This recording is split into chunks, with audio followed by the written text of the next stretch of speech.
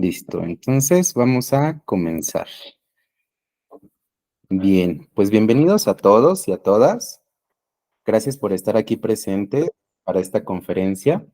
Sí, vamos a compartir la grabación y pues bueno, demos por hecho que este no es un taller como los que algunos de ustedes han tomado conmigo, por lo cual no tiene una gran duración.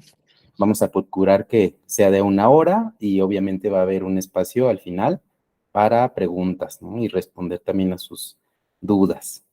Bien, pues bueno, nuestra conferencia del día de hoy es cómo sanar las 5 heridas del alma. Y para empezar vamos a revisar a qué nos referimos con esto. Y hay muchas personas aquí presentes que saben de qué se trata, pero quizá haya otras que digan, bueno, a lo mejor me llama la atención el término heridas y lo del alma, pues vamos a ver qué puedo sanar en mí y eso es perfectamente válido. Entonces, vamos a comenzar. Sí, esas heridas a veces duelen, Andy. Muy bien, pues bueno, la autora y principal pionera representante de esta teoría es Lise Bourbeau y pues bueno, ella nace en Quebec, es la cuarta de 11 hermanos, tiene 80 años de edad, bueno, ya seguramente tiene ahorita más de 80 y pues bueno, ha trabajado en el desarrollo personal desde 1982. Ella retoma el trabajo de dos pioneros también dentro de la psicoterapia. Uno se llama Wilhelm Rich y el otro John Pierracos, que ellos hablan ya de entrada sobre las heridas existenciales. Ella, entre sus libros, pues tiene La sanación de las 5 heridas que impiden ser uno mismo, Obedece a tu cuerpo y otros materiales que, pues bueno, ustedes pueden explorar con toda libertad. Pero bueno, el libro más famoso es sobre las 5 heridas que impiden ser uno mismo y es de las que vamos a hablar el día de hoy. Otros autores tendrán otras teorías, ¿de acuerdo? Muy bien, vamos a continuar. Pues bueno, así como nos lo plantea y ha descubierto de manera empírica la maestra Lise Bourbeau, pareciera que estas heridas vienen como parte de nuestro plan de alma. Quizá aquí hay algunas personas que se permitan ser escépticas, otras se permitan ser creyentes, otras se permitan un punto neutro, pero bueno, para muchas culturas, sobre todo a nivel espiritual o religioso, se entiende que existe la creencia en la reencarnación y la creencia en que nosotros posiblemente tenemos trazado un plan de aprendizaje o de experimentación para esta existencia terrenal en la que nos encontramos todos, ¿no? Es aquí donde dicen somos espíritus viviendo una experiencia humana. También algo que es muy, muy, muy destacable de esta teoría es que se hace un trabajo profundo con las creencias, lo cual a mí me compete bastante como psicólogo desde el punto de vista científico y también como constelador familiar desde el punto de vista un poco más espiritual energético. Por ahí no les comenté al inicio, disculpen que se me pasó, pero pues bueno, yo soy el psicólogo Carlos Navarrete y también me dedico a constelaciones familiares, soy tanatólogo y soy psicoterapeuta cognitivo-conductual principalmente, pero me gusta incluir enfoques también dependiendo de las necesidades de los pacientes. Entonces, para mí es importante el trabajo con las creencias porque me percato que en el mundo espiritual y en el mundo de la psicoterapia y las necesidades humanas y materiales también, las creencias son algo que nos viene a impactar y afectar para bien y para mal de manera profunda. Entonces, Lise Bourbeau se dedica bastante a la exploración de las creencias y el trabajo con las mismas. También ella nos habla de vivir las experiencias hasta aceptarlas y amarnos a través de estas experiencias. Cabe mencionar que, pues bueno, estas heridas del alma generalmente vienen por parte de las personas que nos dieron nacimiento y de las que nos dieron crianza, es decir, nuestros padres, nuestros tutores o cuidadores. Y pues bueno, aquí no se trata de conservar esta creencia de autorrepresión en la cual nosotros no tenemos derecho a sentir, no tenemos derecho al reproche, no tenemos derecho a enojarnos, a entristecernos. Sí, recordemos siempre que las emociones es válido transitarlas, es válido transitar lo que sentimos, de hecho hay que validarlo, ajá, pero, pues bueno, a veces tenemos esta cultura de no, o sea, ni de pensamiento hay que permitirnos algo negativo hacia los demás, mucho menos a los padres o hacia los que nos criaron, ¿no? Nuestros cuidadores. Sin embargo, esta teoría, desde la introducción de Lise Bourbeau, nos invita a que podamos permitirnos validar nuestras emociones, concientizar lo que sentimos y vivirlo a través de la aceptación de nosotros mismos primeramente, para que posteriormente nosotros podamos, a través de procesar estos sentimientos y también entender estos pensamientos, pues generar una especie de humanidad compartida, que es un término que les invito a explorar, o de compasión, en el cual nosotros también podamos reconocer a nuestros tutores y a nuestros padres como humanos y como personas que también tienen heridas. También en esta teoría se habla mucho sobre el ego, que vamos a entenderlo como el temor de la mente de mono. Algunos lo conocerán como la loca de la casa, que es esa mente automatizada, esos pensamientos persistentes, muchas veces negativos y desadaptativos, que nos perturban, pero hay que entender que tenemos más poder sobre la gestión de los mismos de lo que creemos. Realmente los pensamientos no son entes independientes, ¿no? Con una mente propia, con un cerebro propio que nos puedan realmente dominar. Más bien depende de cuánta atención ponemos a qué tipo de cosas o qué tipo de pensamientos, qué tipo de hechos. Entonces vamos a entender el ego aquí desde un punto de vista más psicológico, como el temor de la mente de mono, como el temor de la mente automatizada, la mente ansiosa, que nos mantiene en lucha o huida, y vamos a entender estas heridas como mecanismos de defensa psicológicos para que no se vulnere pues nuestra integridad. Versus el yo soy, yo le puse así el yo soy, que es un término que se utiliza más en metafísica que en otras corrientes, porque, bueno, no lo hace explícito a lo mejor Liz Borbó, hasta donde yo recuerdo, pero sí se habla de que concienticemos que hay una, una esencia espiritual, una esencia de mayor amor y seguridad, que es la que realmente nos permite esta autoaceptación, esta validación de nuestras emociones. Y dicen por ahí en algunas teorías también de la nueva era, que pues bueno, el miedo es lo contrario al amor, en el sentido de que nosotros, cuando actuamos por miedo, pues realmente se activan nuestros mecanismos de defensa, somos hostiles, podemos posicionarnos de repente en el victimismo y no avanzar. Y también tener estas creencias autolimitantes, ¿saben? Desde las cuales no podemos explorar el mundo y nos reprimimos y no nos permitimos ser. Versus el amor, pero el amor lo vamos a entender desde un punto de vista espiritual, lo que Bert Hellinger, el creador de las constelaciones familiares, llama el amor del espíritu. Liz Borbón no lo menciona explícitamente, no sé si se conocieron, tal vez sí, pero yo lo quise resaltar así porque Bert Hellinger nos da a entender que el amor del espíritu es algo que permite, que acepta la existencia tal como es, que nos envuelve, que nos deja ser, que nos impulsa, que nos crea, y es lo contrario a este temor que aprisiona, a este temor de apego, a este temor de inseguridades, ¿no? Y pues bueno, vamos a entender que también parte de la teoría de las heridas que impiden ser uno mismo, las heridas del alma, habla sobre la compasión y la aceptación tal como les comentaba. A mí me llama mucho la atención cuánto enfatiza la aceptación y me recuerda como tanatólogo a las etapas del duelo que plantea la doctora Elizabeth Kubler-Ross, que son la negación, la ira, la negociación, la depresión y, pues bueno, ya posteriormente la aceptación. Por ahí dicen que hasta el aprendizaje le podemos agregar, porque llega un momento en el que a lo mejor podemos obtener un conocimiento favorable para nosotros mismos a partir de procesar los síntomas, ¿no? Y los eventos de esas heridas, ¿no? Los traumas que podamos haber tenido y lo que nos afectó.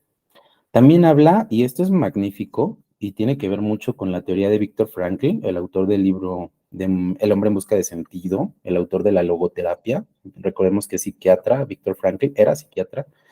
Esto de la libertad o el derecho a elegir. Ahorita van a comprender en un momento más a qué me refiero con algunos ejemplos de frases, ¿no?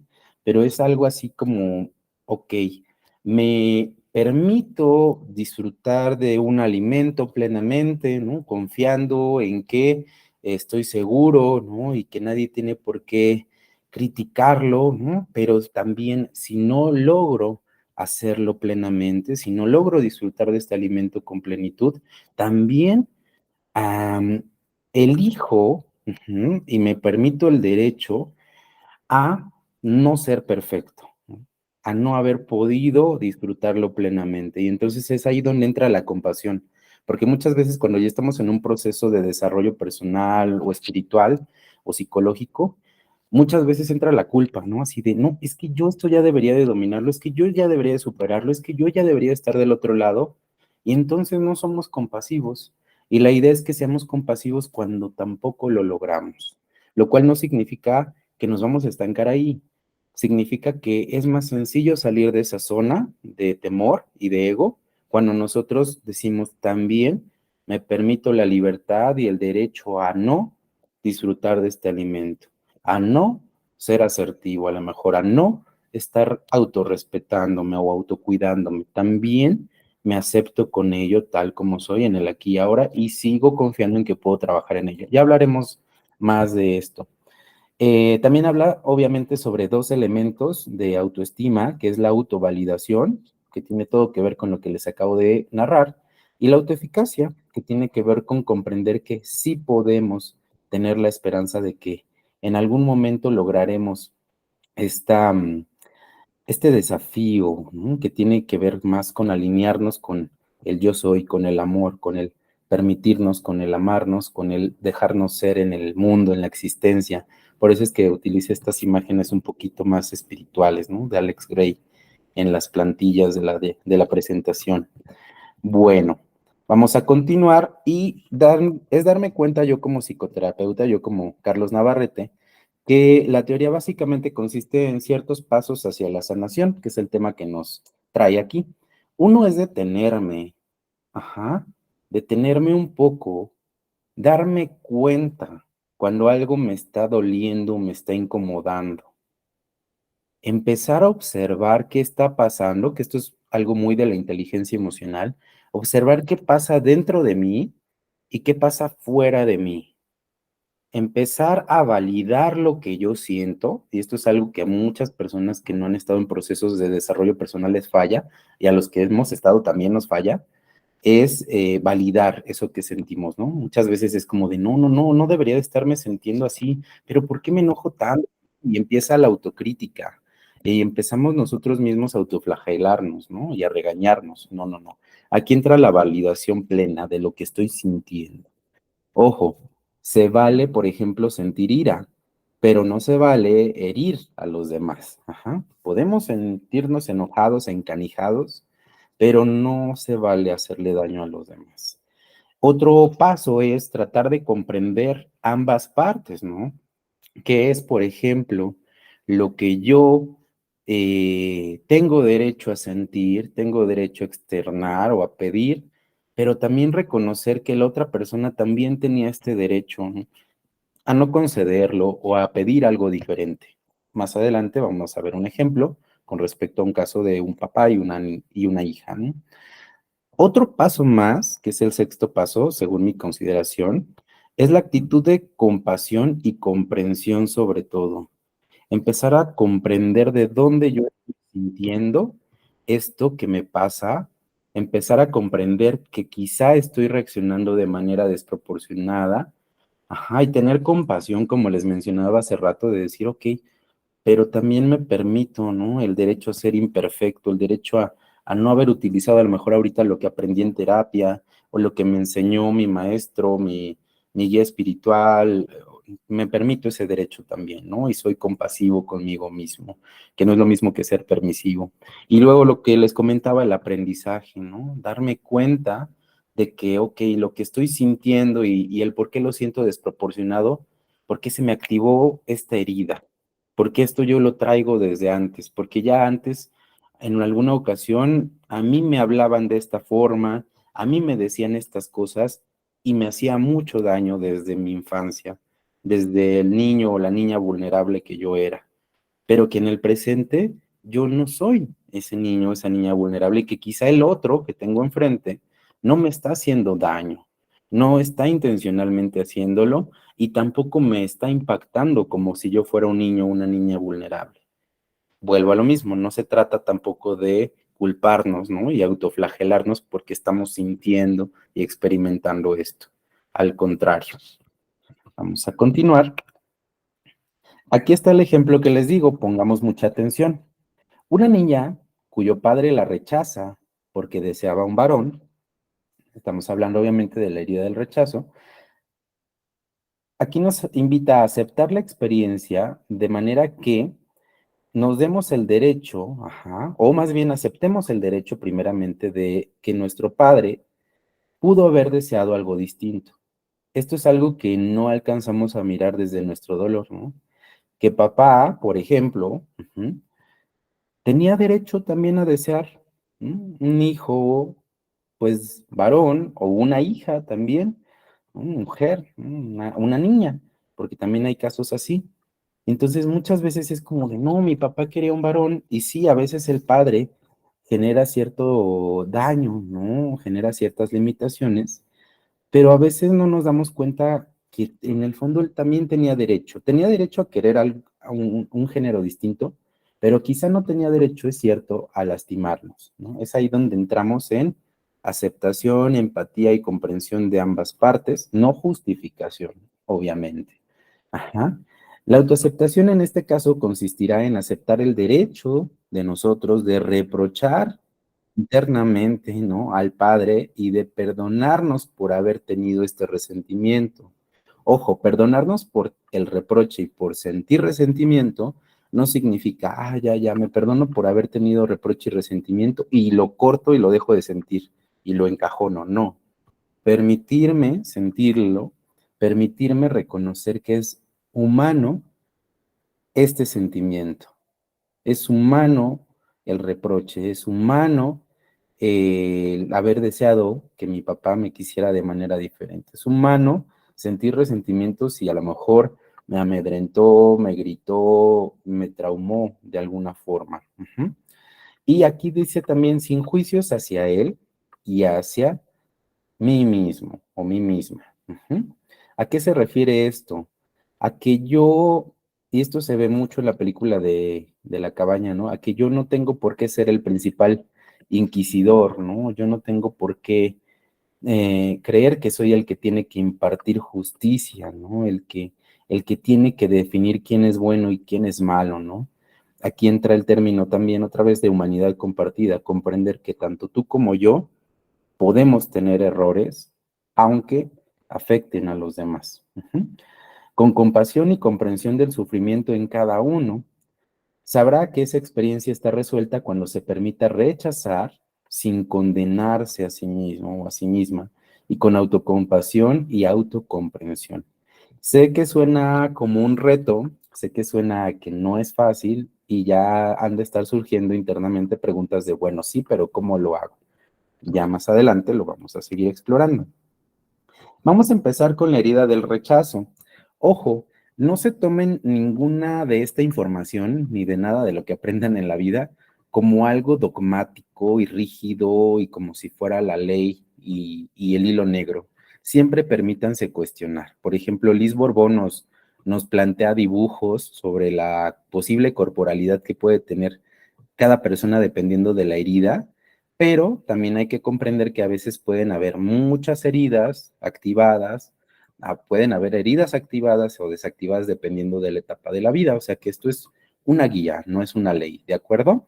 Pero se nos habla que, pues bueno, en la herida del rechazo hay que entender que el rechazo es como rehusar, no querer cerca, no desear tener algo o a alguien en la vida. Ella plantea que el surgimiento de esta herida, pues es desde la concepción hasta el año y pues es por no sentir derecho a existir, tal como el caso que mencionábamos. Generalmente lo provoca el progenitor del mismo sexo, pero pues puede haber variaciones.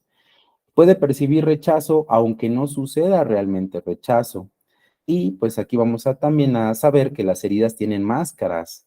Entonces, las personas que generalmente tienen la herida de rechazo van a activar la huida, ¿vale? Para no sufrir el rechazo mismo. Antes de ser rechazados, van a autoexcluirse, se van a apartar, se van a aislar van pues sí, realmente van a huir. Iba a decir abandonar, pero no, eso es más característico, obviamente, de la herida del abandono. Más bien van a escapar de las situaciones. Ujú.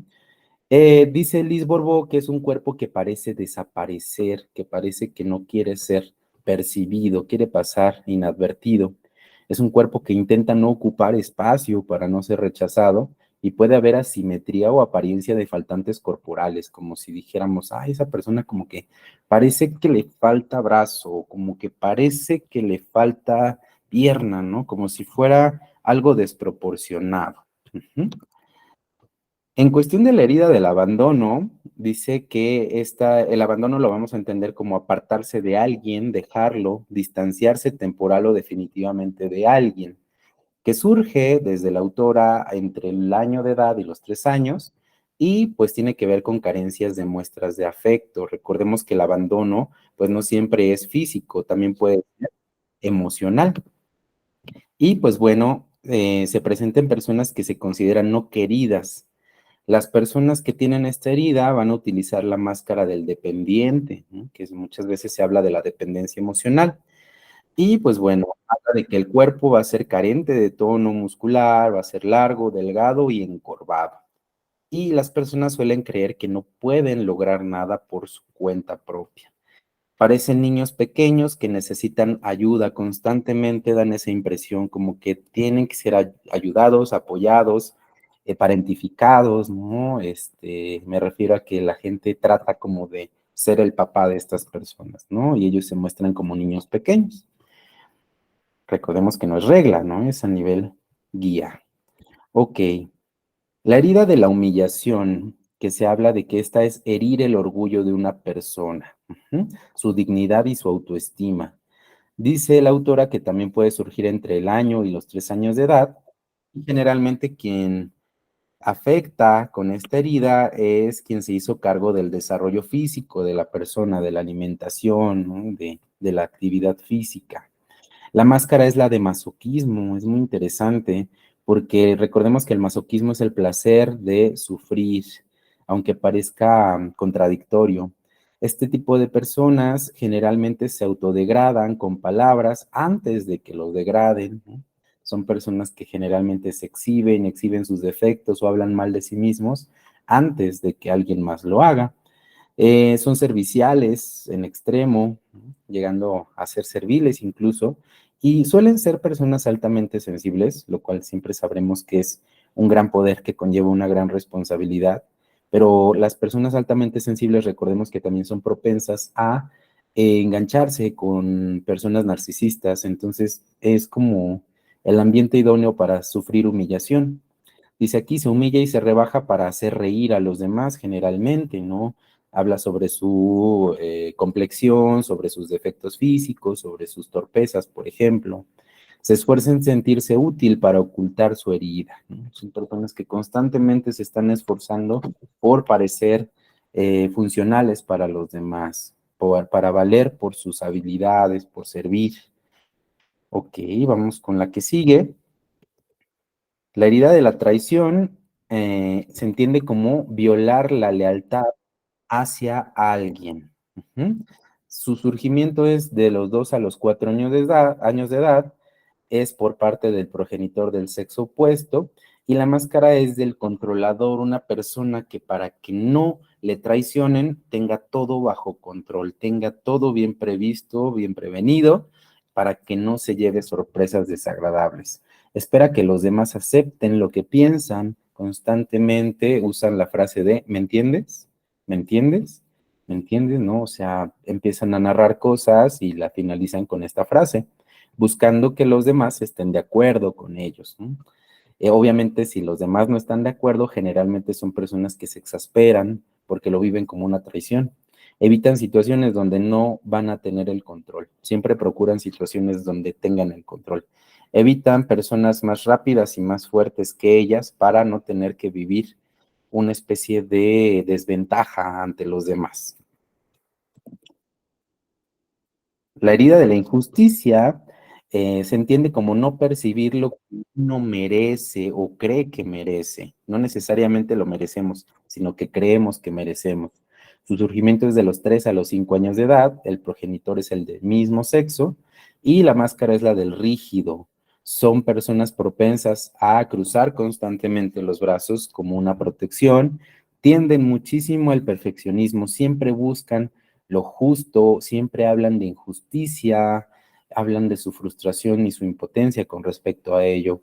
Y pues hay que entender que justicia no es igual a equidad, ¿no? Justicia es dar lo mismo a todos y equidad es comprender contextos y necesidades personalizadas para apoyar. O sea que tienden a caer en la injusticia también, curiosamente, ¿no? Cada herida tiende justamente a hacer lo que no le gustó que le hicieran. Los de la traición a traicionar, los del abandono a abandonar, los de la humillación a humillar, etcétera, sin darse cuenta, ¿no? Pero, pues bueno, esta en particular sí tiende mucho a ser injusta con los demás, inconscientemente, ¿no? A veces incluso son injustos al sobregeneralizar, ¿no? Por ejemplo, es que todos los hombres son iguales, todas las mujeres son iguales, es que tú nunca me haces caso, es que tú siempre te portas mal, cuando en realidad esos son errores lógicos del pensamiento. Vayan guardando sus dudas para que las revisemos al final. Ahora, ¿cómo sanar las heridas del alma? Vamos de lleno. Vamos a hablar de que en psicoterapia o de manera también independiente vamos a tener herramientas como por ejemplo el mindfulness, que significa atención plena y que tiene que ver con el arte de atraer nuestra atención al aquí y ahora. Primeramente, el mindfulness nos va a servir para regresar al presente y poder parar un poco y darnos cuenta de qué estamos sintiendo, qué está pasando a nuestro alrededor y encontrar calma. Es también una manera de prestar atención de manera intencional al momento presente sin juicios. Quiere decir que nosotros vamos a estar abiertos a percibir con nuestros sentidos, a calmarnos a través de la respiración, pero eso implica que no haya un esfuerzo creativo a nivel mental, sino que más bien sea un enfoque de la atención en los sentidos. Y eso nos ayuda a no distraernos con pensamientos de sabotaje, pensamientos negativos, etcétera. No es dejar la mente en blanco y se basa en el budismo, en el zen y la meditación y es libre de connotaciones religiosas el mindfulness como tal. La meditación puede tener connotaciones religiosas o espirituales, pero el mindfulness se obtuvo de manera científica, siempre con mucha gratitud al budismo zen y a la meditación, para poder ser utilizado en psicoterapia, en psicología científica. Hay puntos que hay que tomar en cuenta en mindfulness. El primero es no juzgar, ser testigos imparciales de lo que está sucediendo en el aquí y ahora, tener paciencia, que podemos entenderla como amabilidad con que las cosas sucedan como tienen que suceder. Es una actitud que Bert Hellinger, el creador de las constelaciones, diría asentimiento. Internamente decir sí a todo tal como es, tal como está ocurriendo. Y tiene sentido, porque muchas veces lo que ya está ocurriendo no lo podemos modificar o no necesita ser modificado. O sea que mindfulness, a diferencia de muchas veces la meditación, no busca un entorno plenamente tranquilo, súper cómodo, siempre preservado, siempre apacible, siempre intacto, ¿no? Mindfulness precisamente sirve para poder estar en la adversidad o poder estar en un ambiente agitado y encontrar paz a través de la atención en nuestros sentidos. Nos habla de que procuremos tener la actitud de mente de principiante, como si fuera la primera vez que observamos, por ejemplo, una planta o leemos un platillo, sentimos una textura, la primera vez que captamos cosas con nuestros sentidos como los niños pequeños. Habla de confianza, es decir, creer en nosotros mismos y en que lo estamos haciendo de la mejor manera. Consiste también en no esforzarnos, es decir, el mindfulness no tiene que tener intenciones de iluminación, de trascendencia, de dejar una sensación de asombro espectacular, ¿no? Sino que tiene que ser sin esfuerzo porque se entiende que más bien es regresar a un estado natural de nuestro ser. El estado natural de nuestro ser es parecido al de los animalitos o los bebés. Atención en el aquí y ahora a través de nuestros sentidos.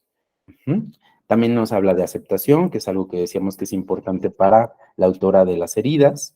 Y pues bueno, se habla de tomar cada momento como llega, lo mismo que el asentimiento, y ceder dejo de lado la tendencia a aferrarme, o sea que nos habla del desapego, nos habla de permitir transitar la emoción y soltarla, permitirnos aceptar la experiencia actual para poder soltarla más rápido y quizá resolver o encontrar la paz emocional, ¿no? O mental.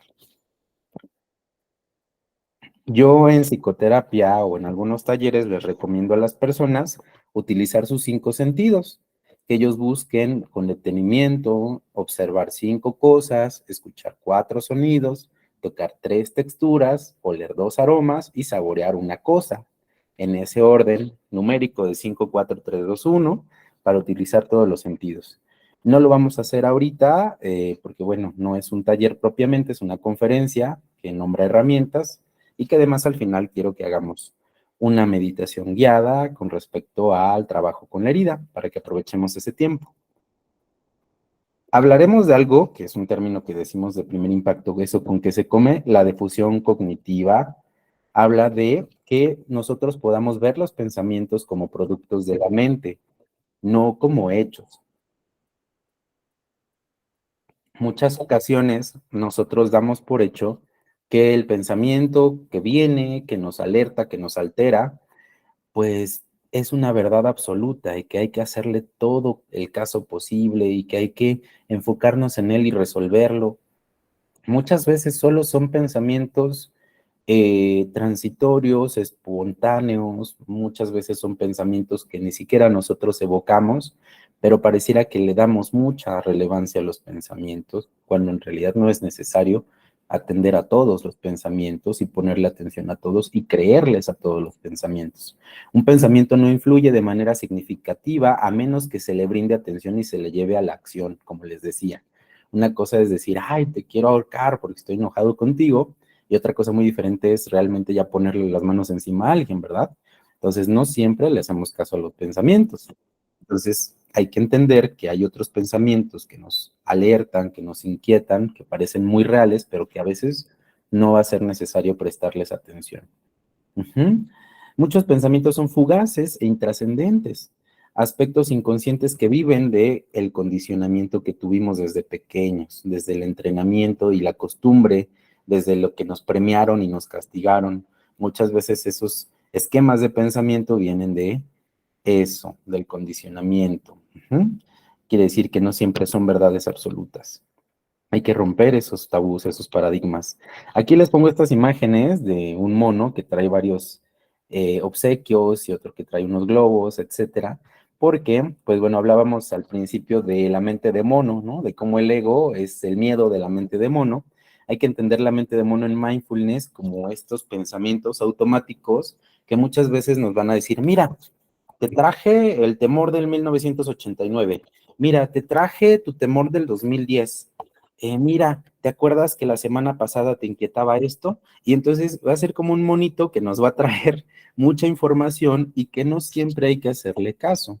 La idea es nosotros poder decir internamente, ok, la mente de mono está diciendo, eso es de fusión cognitiva, poner distancia, la mente me está diciendo que voy a fracasar en mi siguiente proyecto, que no voy a salir económicamente a fin de mes. Bueno, hay que distinguir la parte adaptativa de esos pensamientos. Si obviamente mi mente me dice, no voy a salir a fin de mes, bueno, no podemos adivinar el futuro, no sabemos si vamos a llegar o no, pero quizás sí tenemos ciertos indicativos de que hay que ahorrar un poco más o hay que trabajarle más, y entonces tomamos la parte funcional del pensamiento negativo, porque sí, hay pensamientos negativos funcionales, y quitamos lo que no es funcional, que es el pensamiento adivinatorio de que no vamos a llegar a fin de mes. No lo podemos saber. No sabemos realmente si vamos a llegar o no. Lo que sí nos damos cuenta es que pareciera que la probabilidad nos está indicando que no tenemos lo suficiente para sentirnos que ya tenemos lo del monto de fin de mes, ¿no? Entonces, eso es la mente de mono. Y yo también les invito a que digan, ok, la mente de mono está diciendo, pero ¿qué digo yo desde mis valores, desde mis convicciones, desde lo que yo le diría a mi mejor amigo o a mi mejor amiga si tuviera ese pensamiento? Eso es la difusión cognitiva por poner un ejemplo de una de muchas herramientas de la difusión. Reestructurar los pensamientos se refiere a que nosotros también nos demos cuenta de qué onda con lo que estamos pensando, de qué es falseable, de qué es ilógico, de qué sí es funcional, y entonces armemos otro tipo de pensamiento, creencia, que nos podamos repetir cada vez que venga un pensamiento desadaptativo.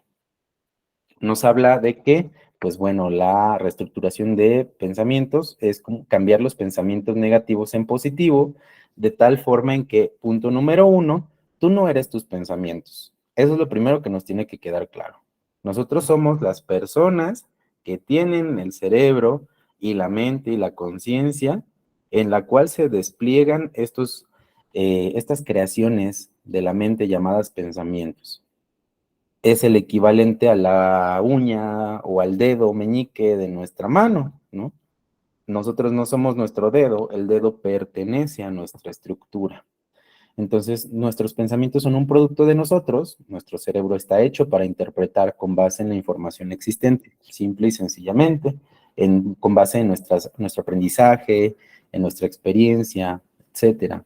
Dos, humildad para pensar que tal vez estamos equivocados. Es lo que muchas veces nos hace falta.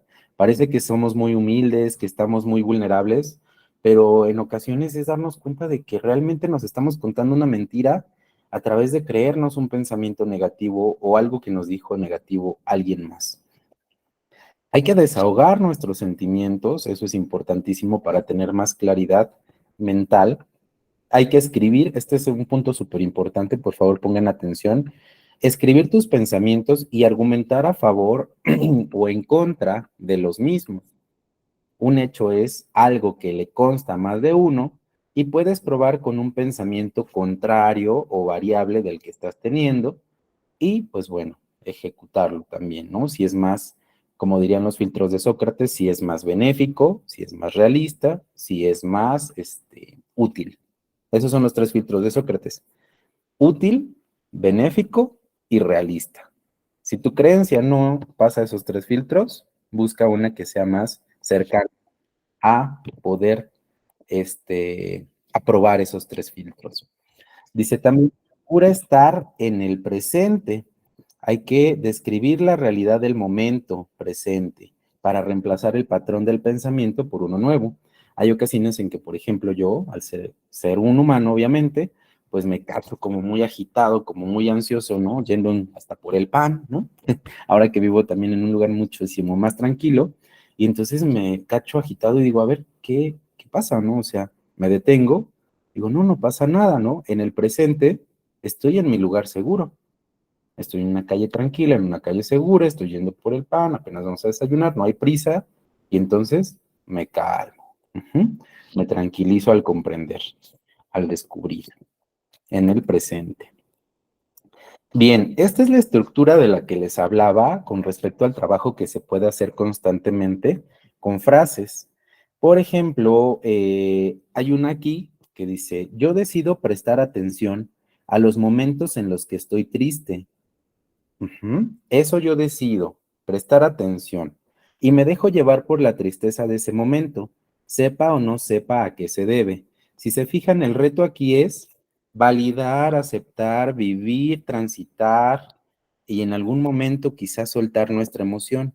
Pero aquí viene la otra parte donde generalmente nos autosaboteamos y nos criticamos.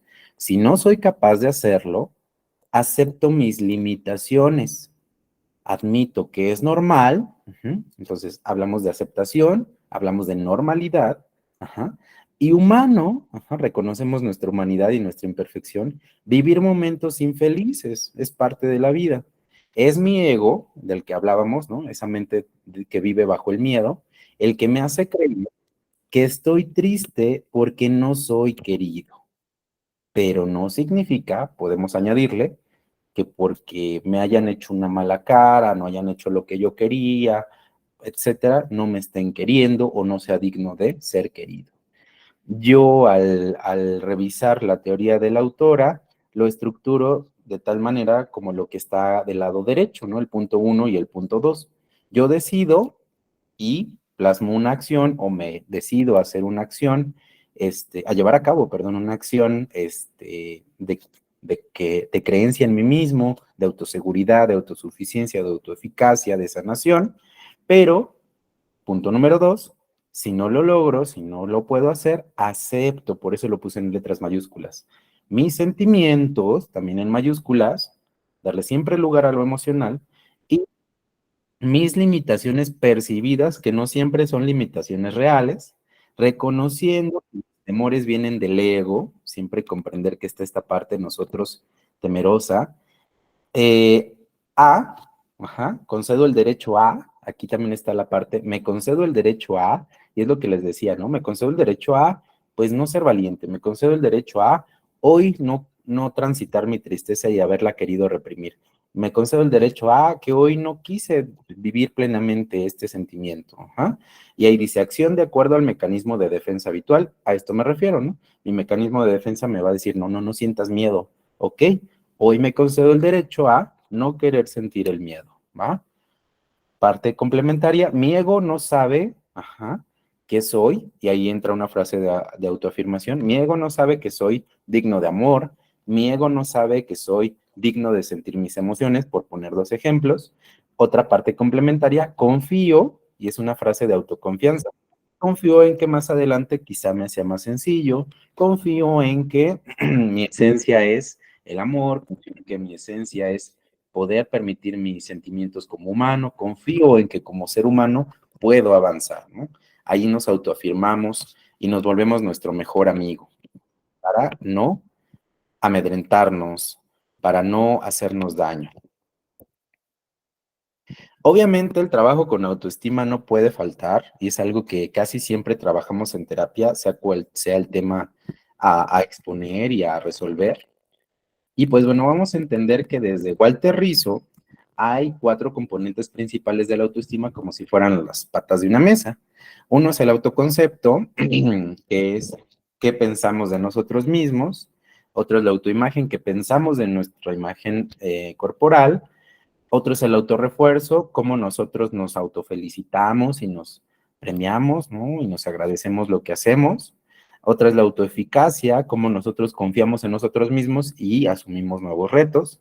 Pero hay que comprender que nosotros vamos a destruir estos componentes de nuestra autoestima si, por ejemplo, en el caso del autoconcepto, nosotros nos autocriticamos duramente, si nos etiquetamos negativamente, ¿no? Si nos autoexigimos despiadadamente. La autoimagen se daña cuando hay comparaciones obsesivas con los demás, cuando magnificamos nuestros defectos, cuando descartamos nuestras virtudes físicas.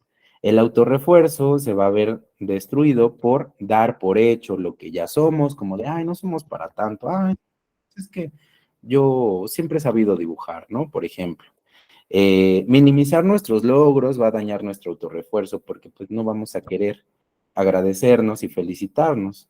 No gratificarnos nuestros logros es también algo que destruye el autorrefuerzo.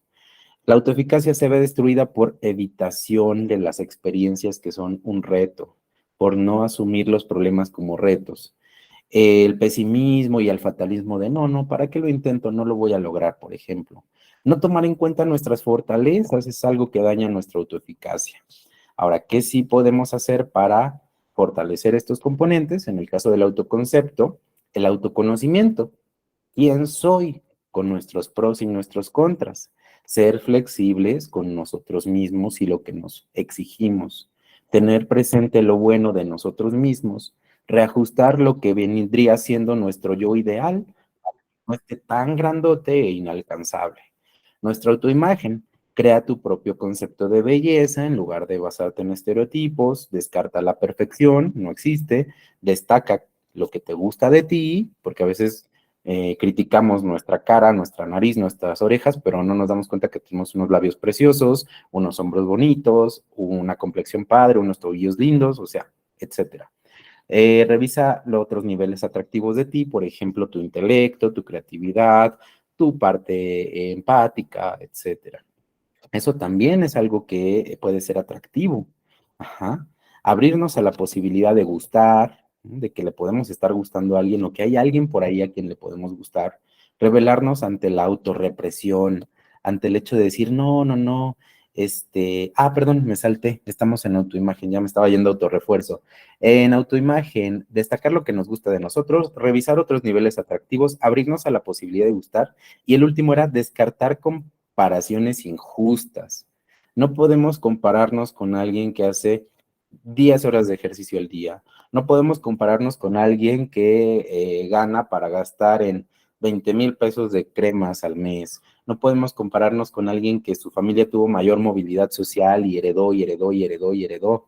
O sea, y no podemos compararnos con alguien que ya nació a lo mejor con ojos verdes, con alguien que es artista y pues tiene que estar bajo control y regímenes y con todo un equipo detrás de sí. O sea, no hacer comparaciones injustas. Ahora sí, el autorrefuerzo se fortalece con el tiempo para actividades gratificantes, mejor sentir lo que pasa en nuestro mundo emocional que razonar demasiado las emociones que vivimos, ¿no? Como lo agradable, ¿no? Así como de, ay, no, me estoy sintiendo bien, aunque suene absurdo.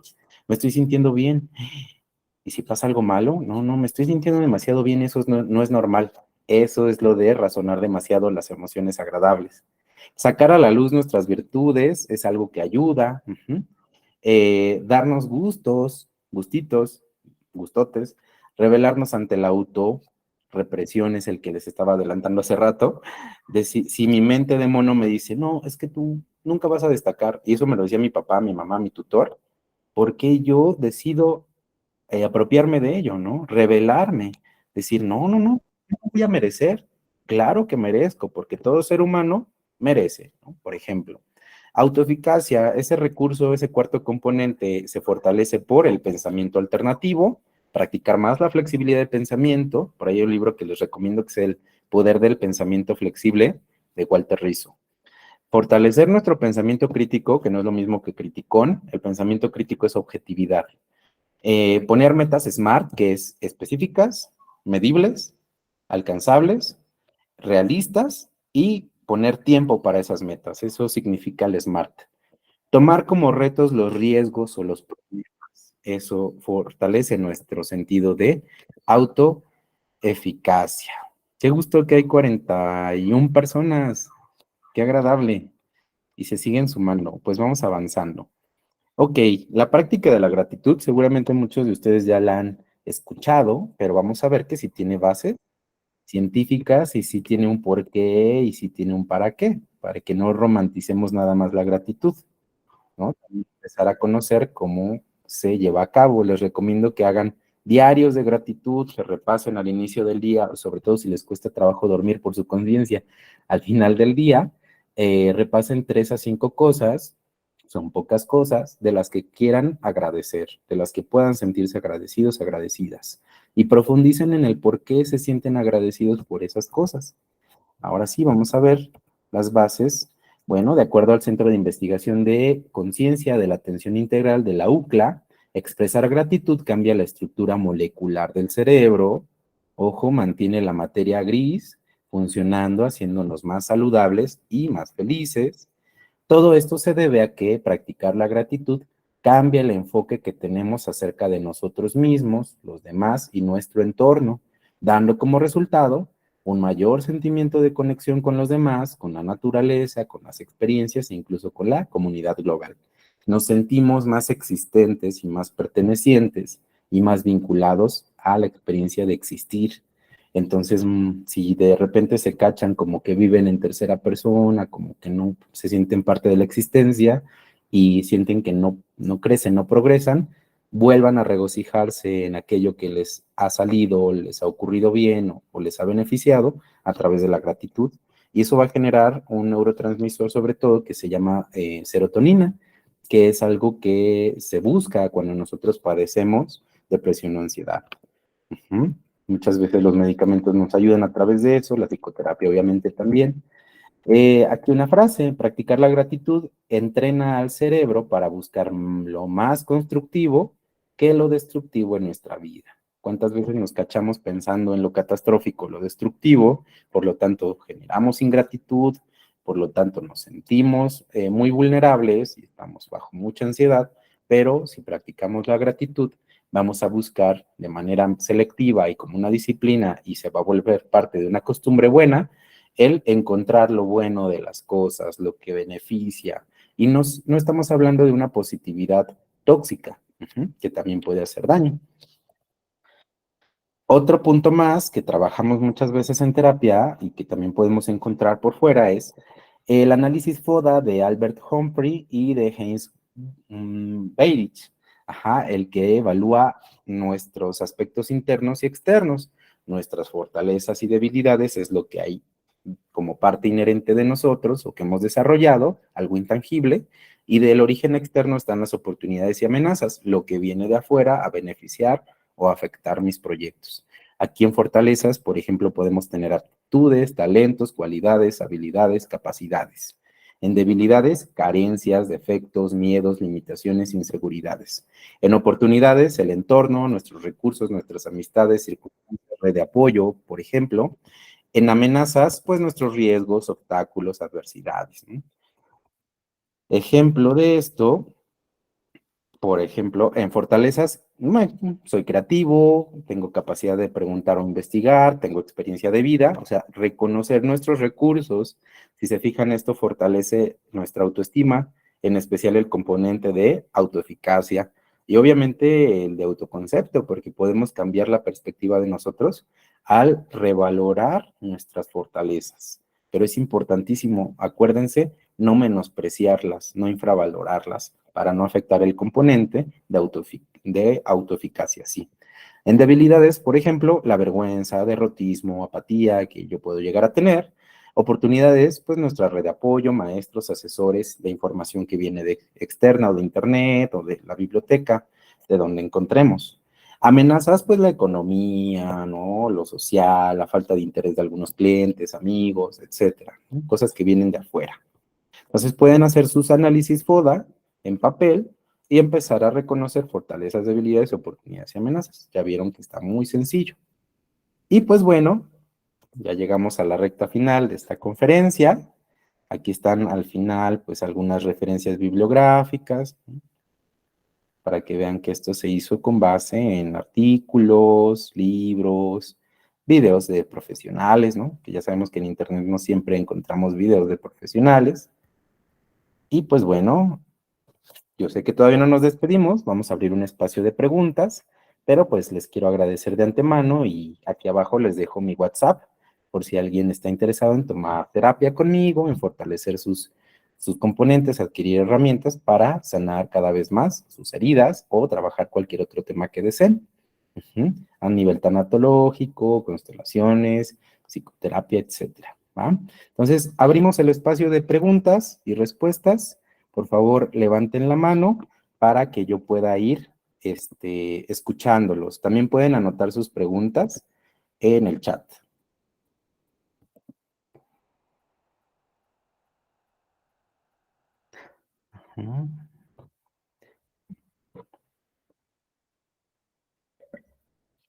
Ok, todavía no alzan las manitas ni escriben las preguntas. Voy a dar un tiempito más. Si no, voy a asumir que todo quedó súper entendido, ¿no? Y que me la rifo bastante como profesional, como ponente. Ok, aquí ya hay manita levantada y texto. ¿Cómo se puede dejar de pensar que no es necesario tener a tu pareja en tu vida y desapegarse? A ver, vamos a ver si entendí bien la pregunta. ¿Cómo se puede dejar de pensar que no es necesario tener a tu pareja en tu vida y desapegarse? No es necesario tener a tu pareja, no es necesario desapegarse. Por ahí va la pregunta, Elizabeth. Si quieres, abre tu micrófono para ser más específica. Porque yo lo entiendo como dejar de pensar que no necesito a mi pareja y que no necesito de... Sí, o sea, ¿cómo empezar a hacer ese desapego? Ok, entiendo que tu intención es desapegarte de tu pareja. Sí, Bien. Lo primero que hay que hacer, si te fijas, el FODA serviría muchísimo ver tus fortalezas, debilidades, oportunidades, amenazas. Siempre tener claro que como adultos ya no somos dependientes de nadie a menos de que tengamos un problema de discapacidad, una condición de una edad muy avanzada en la que perdamos funciones. No somos seres vulnerables. Muchas veces contamos con muchos recursos, pero ojo, esto no es generalizable. Depende del contexto. A veces sí vamos a tener muchos problemas para salir adelante, depender económicamente incluso de alguien, y el clásico es la dependencia emocional. Yo algo que he visto en muchos casos donde las personas tienen todo para ser independientes y desapegarse, es que muchas veces lo que quieren es salvar al otro. Es tan desproporcionada la empatía que nosotros queremos resolverle la vida al otro, salvarlo o ser las personas que sí los soportamos, y eso no es saludable. Entonces, ¿cómo puedes empezar a desapegarte y darte cuenta que no es necesaria precisamente tu pareja en tu vida? Lo primero que hay que hacer es fortalece tu red de apoyo, descubre o redescubre y revalora tus fortalezas, debilidades, amenazas y oportunidades, lo del FODA. Empieza a tomar distancia, ¿no? Si notas que pasas demasiado tiempo con esa persona, si ya está propiciando que cortes tu red de apoyo con tu familia, amigos, etcétera, vuelve a fortalecer tu red de apoyo. Ten muy en cuenta tus derechos como ser humano, y tus derechos asertivos se llaman así para que lo investigues. Eh, y siempre busca que si tú ya te quieres desapegar de esa persona, pongas todos los límites necesarios. Se recomienda mucho el contacto cero, y si llega a ser demasiado difícil desapegarse, empezar a tomar ayuda profesional, ¿no? Conmigo o con quien tú desees, para fortalecer más autoestima. Cuida mucho los componentes de la misma, como ya platicamos, y eso es lo que puedes empezar a hacer. Ahora, si lo que quieres es dejar de pensar eso, pues empieza a pensar algo más realista, benéfico y útil. Ok, yo puedo salir adelante, yo merezco algo mejor, yo merezco ser bien tratada, bien amada, respetada.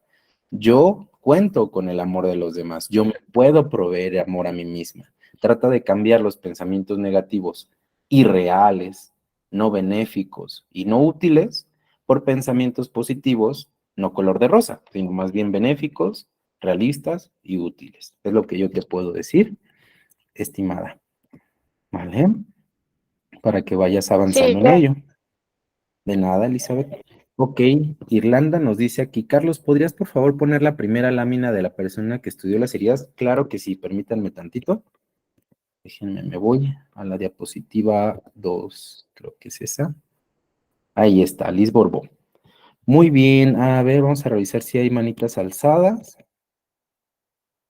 No hay manitas alzadas. ¿Alguien más que quiera preguntar en el chat? Si no, también me pueden mandar sus preguntas en WhatsApp, ¿eh? Si les van surgiendo durante la semana, ahí me pueden ir escribiendo. Muy bien. Pues bueno, ahí está la lámina de la autora.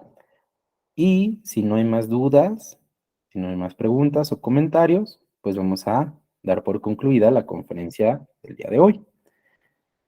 Vamos a dejar de grabar, pero antes, pues les agradezco su asistencia, su atención, el haber invitado a otras personas. Ah, muy bien, aquí tenemos una manita levantada. Alan, adelante. Hola, es que se me cayó el celular y dije, ya no ha habido tiempo, pero No, quise no te intentarlo. preocupes. Muy bien. Y, por ejemplo, todo esto que tú mencionas del FODA, toda esta guía que estás proponiendo, eh, ¿cómo lo podemos aplicar, por ejemplo, en el tema de la culpa? Ok, bien. Vamos a repasarlo. Gabriela nos dice, no haríamos una meditación. Sí, es cierto, Gabriela, disculpen, se me fue el avión. Claro que vamos a hacer la meditación. Qué bueno que me recordaron. Muy bien, sí, vamos a hacer la meditación, pero antes vamos a responder la duda de Alan. Gracias, Gaby. Muy bien, en cuestión de la culpa, el mindfulness nos va a ayudar a calmar la mente, traerla al presente y reconocer que ya no estamos en esa misma situación, en esa misma circunstancia. La culpa muchas veces es un rechazo hacia nosotros mismos y vamos a entender que el mindfulness se trata sobre aceptación, sin condiciones. No juzgar es el primer precepto, por ejemplo. Vamos a, desde la difusión cognitiva, entender que si la mente de mono nos está diciendo, es que tú la regaste, es que tú lo hiciste mal, es que tú no deberías de ser así, dar por cuenta que en voz alta, ¿no? La mente de mono me está diciendo que yo no valgo, que yo no merezco, que yo fui culpable, que yo no debí, pero ¿qué me dicen mis valores? ¿Qué digo yo? ¿Qué le diría yo a un amigo, a un ser querido en esas circunstancias? Y entonces cambiamos el discurso. Ujú.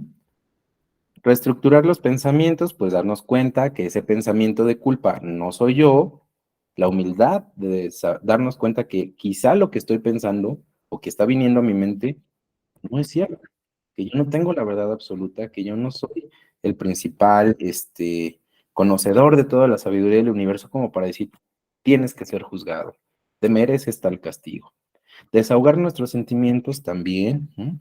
Escribir esos pensamientos de culpa y debatirlos, ¿no? Argumentar a favor y en contra de los mismos para encontrar, quizás son insustanciales. Procurar estar en el presente, con el mindfulness. Ahora, si adaptamos esta frase, yo decido, sí va a haber oportunidad de ver la grabación, Lisa, sí va a haber oportunidad, yo se las voy a estar compartiendo, gracias a ti. Yo decido reconocerme como una persona inocente o que merece perdón. Yo decido soltar la culpa. Si no puedo hacerlo, acepto mis sentimientos y mis limitaciones actuales para soltar la culpa, mis limitaciones para reconocerme valioso y merecedor de perdón, reconociendo que mis temores de culpa vienen del ego, de la mente de mono, me concedo el derecho a no necesariamente dejar de sentir culpa del día de hoy o no dejar toda la culpa, sino sentir menos culpa. Ajá. Reconozco que mi ego no sabe que yo soy una persona que merece ser perdonada, que merece ser amada, que merece avanzar después del error que tuvo. Ajá. Y confío en que más adelante lo lograré, o que cada día seré más hábil y me sentiré más digno. Obviamente cuidar los 4 componentes de la autoestima para que mi culpa, mis pensamientos de culpa no me etiqueten solo por la culpa o lo que hice mal, sino que yo también pueda volver a ver todo lo que he hecho bien. Gratitud sobre lo que yo he hecho bien en la vida, ¿no? Agradecer mis habilidades, mi altruismo, mi bondad, reconocer mis fortalezas, debilidades, oportunidades y amenazas, incluso de manera enfocada en la culpa. Eso es lo que yo te diría, Alan. Perfecto. Muchísimas gracias. De nada, Alan. Ok, pues bueno, vamos a comenzar con la meditación. Disculpen que ya se me estaba yendo la onda. Muy bien. Vamos a tomar una postura cómoda. Pueden hacerlo con los ojos abiertos o cerrados. De preferencia cerrados, pero si tienen inconveniente, pues pueden hacerlo con los ojos abiertos. Y empezamos a hacer algo que se llama escáner mindfulness, que es siento mis pies tal como son, tal como están, mis piernas, mi cadera, mi cintura, mi tronco, mis brazos, mi cabeza y mi rostro los siento tal como son, sin juicios, con una actitud de aceptación, con una mente de principiante. Ahora que conozco cuáles son las heridas y que identifico mejor cuáles puedo tener, elijo trabajar alguna de ellas, la que sea más preponderante en mi vida, la que me llegue a perturbar más generalmente. Y la visualizo frente a mí. Incluso puedo llegar a pensar en la persona que me generó esa herida, si fue papá o mamá, un abuelo, un tío, un tutor, cuidador. Si no es así, solamente imagino que la herida toma una forma humana. Si noto que evado mirarla, me decido a observarla, contemplarla, sin juicios, sin miedo, sin expectativas, con una actitud de contemplación. Internamente le digo, ahora te veo.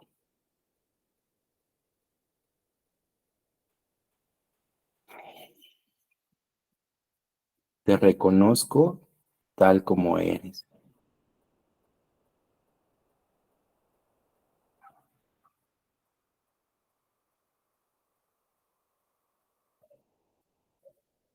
Ya no soy ese niño o esa niña vulnerable, pero me permito sentir el miedo y aceptarme con todas mis experiencias y emociones.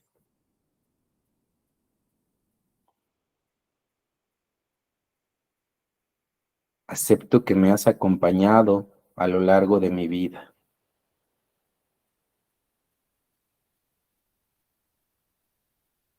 que quizá incluso te has esforzado muchísimo en mostrarme cosas por sanar. Gracias por el servicio que me has brindado. Seguramente tú también ya quieres descansar.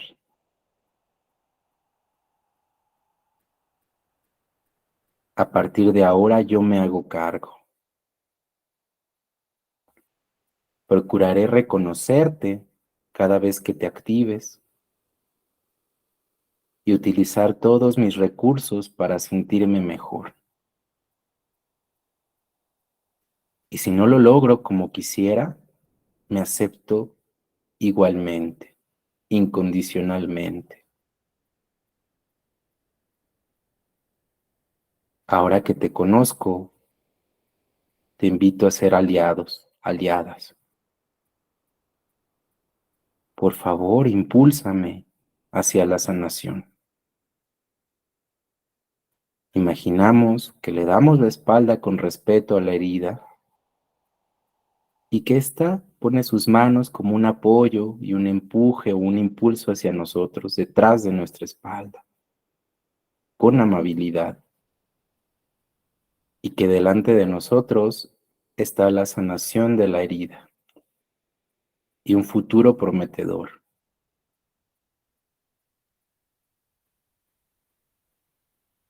Permitimos que la herida nos impulse hacia el futuro y la sanación.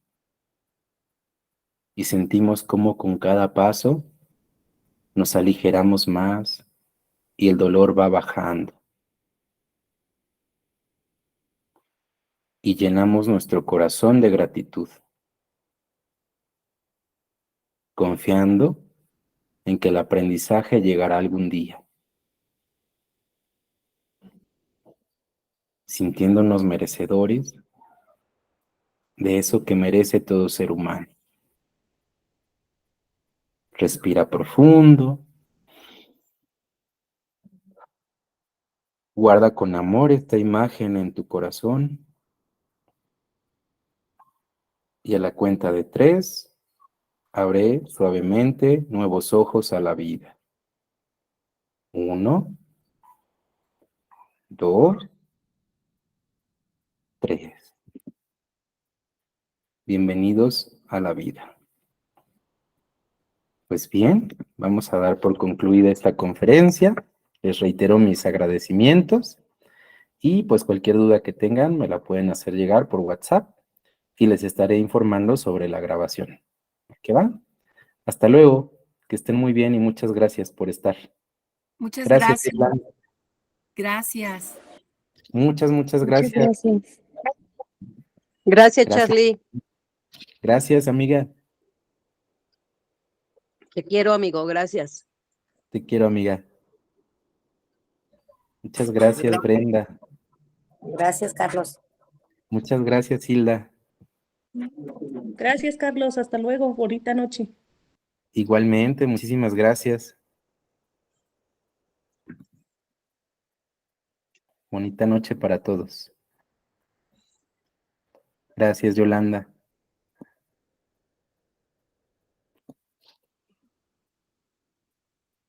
Que descansen. Feliz sábado. Igualmente, Charlie, descansa. Aquí les comparto mi WhatsApp. Por ahí me piden el Facebook, pero no, por WhatsApp generalmente me comunico con pacientes. Ya cuando tenga uno, se los hago llegar. Mi WhatsApp es 55 50 30 83 01. 55 50 30 83 01.